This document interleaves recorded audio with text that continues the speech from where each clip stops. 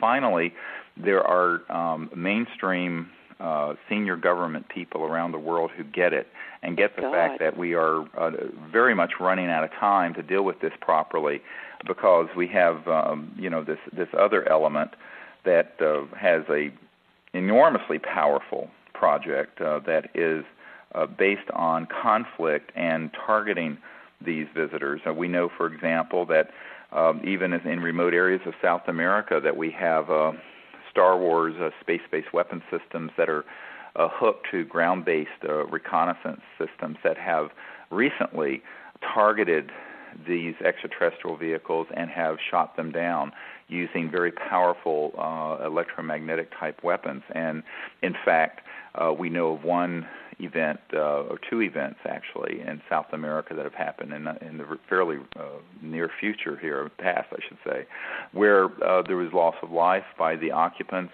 and it's a real tragedy. I mean, one of these species are very peaceful.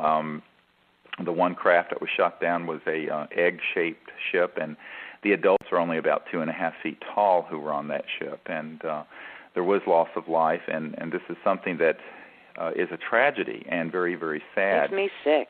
And it's terrible. And of course, when I've done briefings at the Pentagon for senior admirals and generals there who are concerned about this, they're not in control of that. I mean, most of them are not in these compartmented, very tightly controlled projects, and they're at a loss as to what to do. Most of them have very, very little, if any, knowledge about this. And this is why, I think it's very important that people who are listening, or they say, well, my God, what can I do? Well, you can become an ambassador to the universe. You can learn how to do these protocols that involve consciousness, coherent thought.